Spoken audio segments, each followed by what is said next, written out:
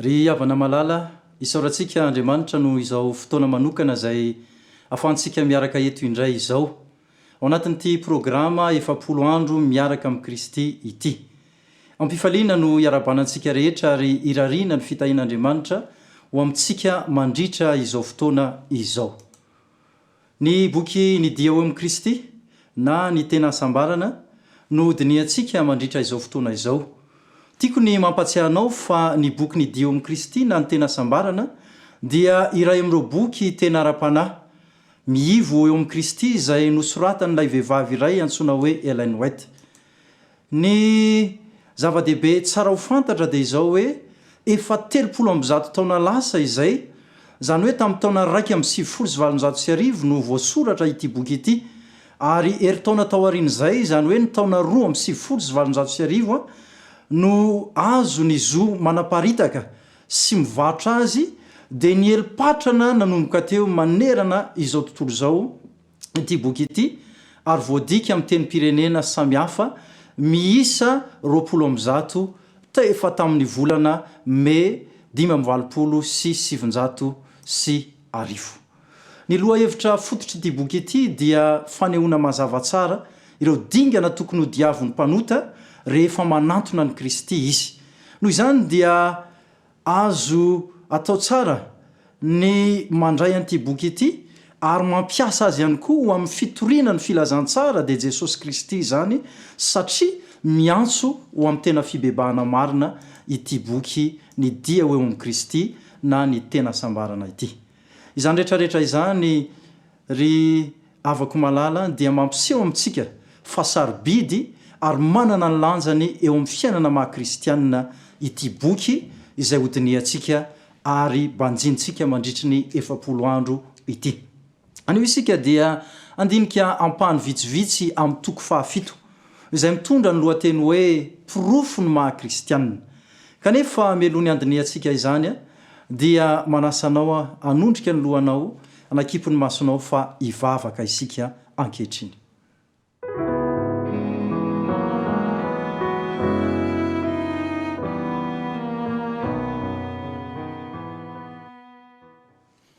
Hivavaka isika tompoko.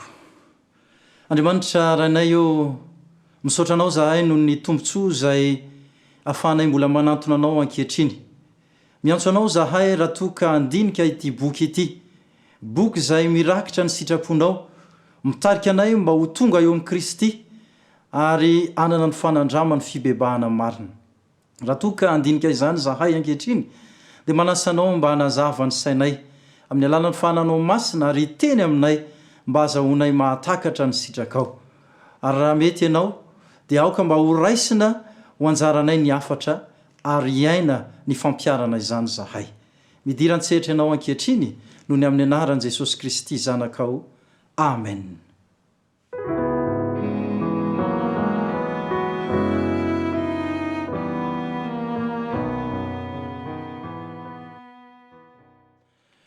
Andeha ary anomboka ny fandiniana ny toko 7 isika, ampahany vitsivitsy foana no jerevantsika. Ny lohateny dia manao hoe pirofo ny maha-kristianina. Koa raha misy olona ao amin'ny Kristy dia olom-baovao izy. Efa lasa ny zavatra taloha, indreo efa tonga vaovao ireo. Mety tsy halala ny tena fotoana na ny toerana niovan'ny kristianina ny olona na mahalaza izay nahatonga azy hiova-fo, nefa tsy pirofo izany tsy akory fa tsy voava-fo izy. Hoy Kristy tamin'ny Nikodemosy, ny rivotra mitsoka amin'izay tiny ary renao ny feony nefa tsy fantatrao izay hiaviany na izay alehany, dia tahaka izany izay rehetra teraky ny fanahy. Tahaka ny rivotra ny fiasan'ny fanahin'Andriamanitra ao am-pon'ny olona, tsy hita maso nefa hita sady tsaroana ny asany. Miteraka aina vaovao am-po, mamorona olona vaovao araka ny endrik'Andriamanitra, izany hery manavao tsy hitany ny mason'olombelona izany. Mangina sady tsy hita akory ny asan'ny fanahy masina, fa miariary kosa ny vokany. Ny teom-piainana no vavolombelona fa voaova ny fanahin'Andriamanitra ny fo. Raha tsy manao na inona na inona ampiova ny fontsika isika na ampifanaraka ny toetsika amin'Andriamanitra, raha tsy mahazo miantehitra kely akory amin'ny tenantsika na amin'ny asa soa ataontsika isika, ny toe-panahintsika kosa dia ampiseho famonina ao anatintsika ny fahasoavan'andriamanitra. Izay ampahan'izay dia ahitantsika teboka manandanja izay ilaina amafisina. Voalohany dia rehefa mandray ny hery izay tsy hita maso isika, izay ampidoviana amin'ny rivotra, io hery tsy hita maso io dia ny fanahy masina amin'izay fotoana izay dia miariary ny fiovan'ny toe-piainan'ny olona anankiray. Ary izay toe-piainana izay no vavolombelona fa tena ny ova fo tokoa ny olona iray. Andeha toizantsika ny famakiana azahoantsika miditra lalindalina kokoa ao anatin'ity porofony mahakristianina ity. Izao no voalazany boky. Ary dia isy fiovana ho hita amin'ny toe-panahy sy amin'ny fombafomba ary amin'ny raharaha atao. Azava sady tsisy salasalana ny fahasamihafany toetra taloha sy ny ankehitriny.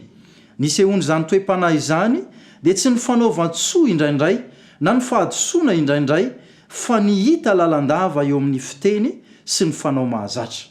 Marina ihany fa eo amin'ny ivelany dia misy olona mahay mitondra teny, na dia tsy mbola no avozin'ny herin'i Kristy aza. Mety hahatonga ny olona hitondra tena tsara ny fitiavana ho to-teny sy ny faniriana ho ajain'ny olona. Ny fanajantsika ny tena dia mety hitarika antsika hifady ny zavatra atao misy endriny ratsy. Misy aza ny olona tia tena nefa mety hanao asam-piantrana ihany. Ka inona ary no ahalanantsika izay laharana misy antsika? Aniza ny fotsika? Any amin'iza ny eritreritsika? Ny amin'iza ny tiatsika horesahana? Aniza ny fitiavantsika mafana indrindra sy ny herim-potsika tsara indrindra? Raha ny Kristy isika dia any aminy sy ny aminy no alehany eritreritsika tsara indrindra. Izay rehetra nanantsika dia atolotra azy avokoa, irintsika ny hitovy endrika aminy, hivelona amin'ny fanahiny, anao ny sitrapony ary ampifaly azy amin'ny zavatra rehetra. Ao anatin'izay fizarana izay novakitsika izay dia mampiseho mazava tsara ny mpanoratra fa ny fiovam-po marina dia miseho lalandava amin'ny fomba fiteny. Tsy ny fomba fiteny ihany fa eo koa ny fanao mahazatra. Ary tsy noho ny filana sitraka amin'ny hafa fa noho ny faniriana hitovy endrika amin'ny Kristy sy hanao ny sitrapony mba hampifaliana azy amin'ny zavatra rehetra no antony mahatonga ny olona iray anatanteraka an'izany. Raha ohatra ka jerevantsika tsara ny amin'izay fanazavana izay dia mazava izany fa mila manao ny sitrapon'Andriamanitra isika, mila manao ny sitrapon'i Kristy. Ary rehefa manao ny sitrapon'i Kristy isika dia misy vokatra izay hitranga.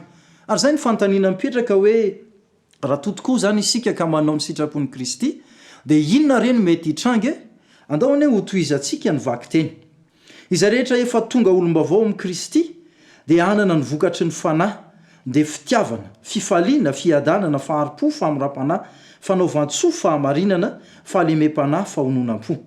Tsy mety ampanaram-po ny tenany intsony amin'ny filana aloha izy, fa noho ny finoana ny zanak'Andriamanitra dia anaraka ny diny izy, aneho ny toetrany ary anadio ny tena no tahaka azy. Ny zavatra izay alany taloha tonga tiany ankehitriny, ary izay tiany taloha kosa dia alany ankehitriny.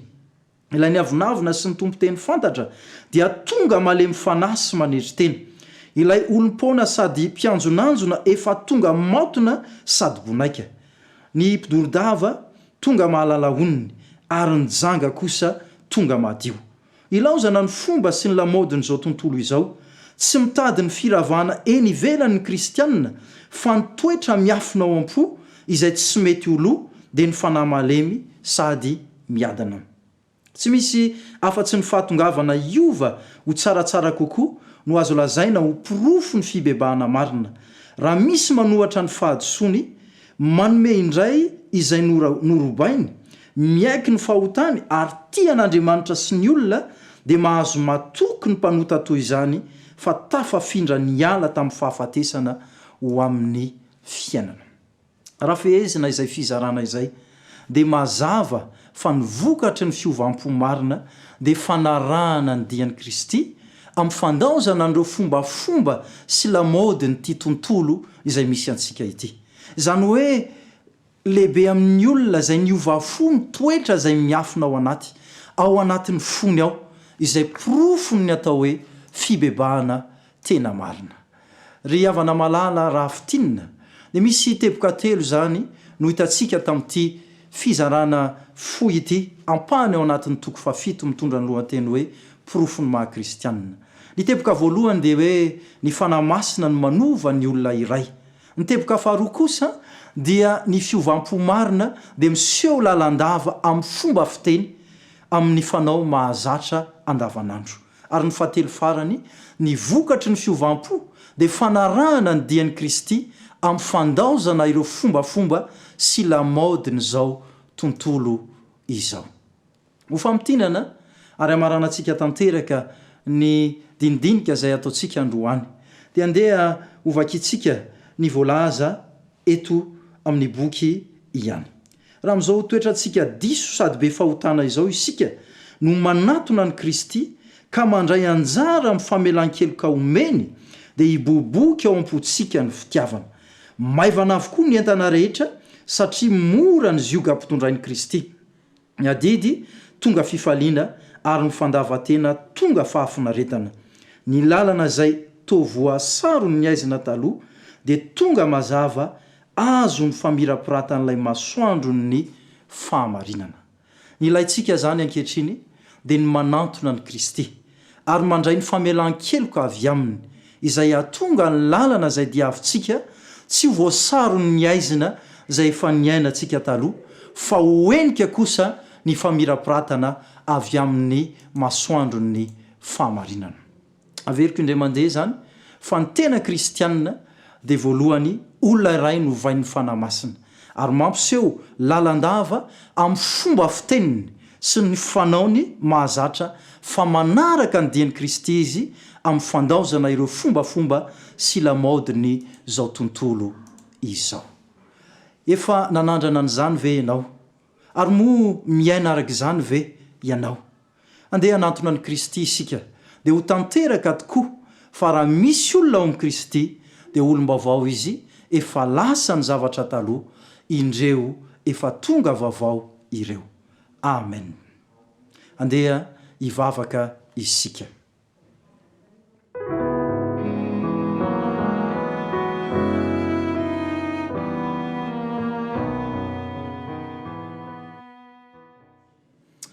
Andriamanitra rainay io misaotra anao zahay noho ny teninao zay nambaranao taminay tamin'ity androany ity. Teny izay mampatsiahy anay fa tsy misy afa-tsy ny fananao irery ihany, lay fanahy masina izay tsy hita ny masonay kanefa manana ny hery afaka manova no hitarika anay amin'ny fibebahana marina. Ary zany fibebahana marina izany dia tianao mba hiseho amin'ny fiainanay ka ny fiteninay, ny fanaonay mahazatra dia tianao mba hifanaraka amin'ny sitraponao. Ary tsy andanin'izany dia antsonao zahay mba hihevitra misimisy koa ny amin'ny toetranay ao anaty dia ny fiainana ara-panahy izany. Ampianaro zahay mba anderaka ny sitraponao ary mba anana ny fanandramany fibebahana marina mba ho hita eo anatrehan'ny ray fa tena kristianina niova fo tokoa zahay. Ampianaro zahay isan'andro san'andro mba andeha sy anantona ny Kristy mba hiainanay eo amin'ilay fahazavana lehibe dia Jesosy Kristy irery any. Enoa ny vavakay ary arotsay aminay ny fitahiana manana ambiampy fa ny anaran'i Kristy no hanonanay izany. Amen.